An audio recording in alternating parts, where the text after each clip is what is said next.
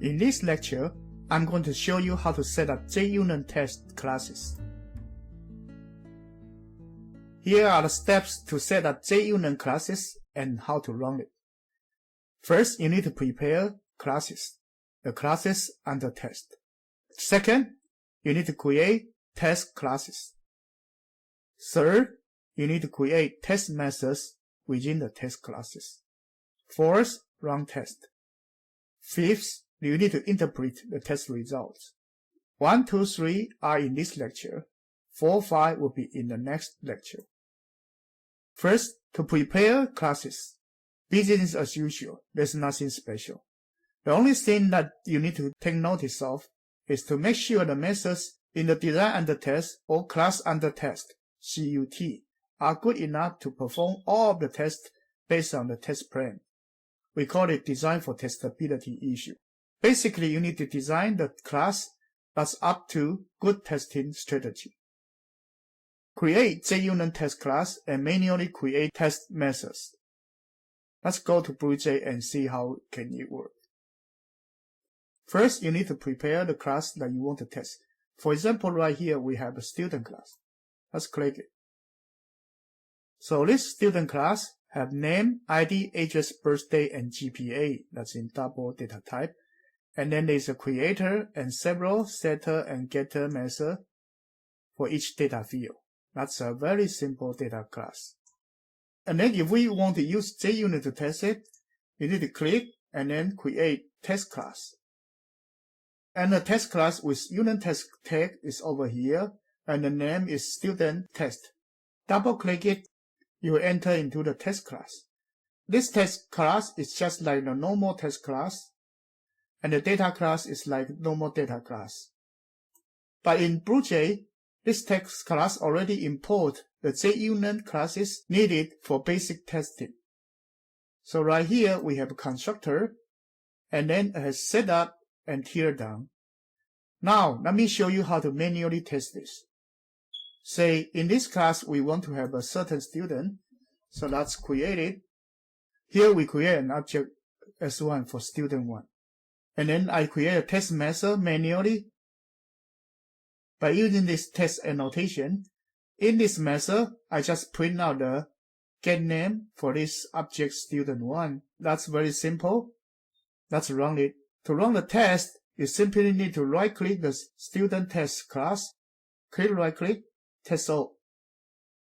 As you can see, the run successfully passed. We do not put any assertion statement for JUnitTest to test the success or failure based on the JUnitTest principle. So we pretty much just print out the result. Run the printout statement and nothing had happened. No testing had been performed. This one, because we use the test all, so there is nothing to be printed. The next thing we would like to do is to create testing methods by recording. Before we do the recording, we should try ad hoc testing before the recording. Then we use create test method to record the tests. First, create a student object, call the setName method, and then call getName method. After this, a result dialog will be shown. Use the result dialog to specify assertions on the result. Then click End, and then finish the test recording, and click Cancel to discard the recording. Let's go to the BlueJ. Right here, we are at the project view. So let's create one object. And this time, let's type in the name, John, and then ID, WH001, and then street address, 1, A, 3, and then birthday, and then GPA. By doing this, we will create one student object. So this one is done. We have several get method and set methods. Let's try to do set name. And then let me put in the name flag. And click OK. After that, let me get the name and it shows that the value is flat right now. Now let's remove it and let's create a test method.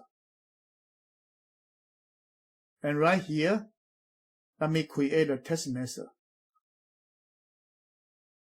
You click on the student test and then specify the name for the test. Let's try test 2 because we have used the test 1. And click. The recording has started. Now, I already create an object. Now let's send name.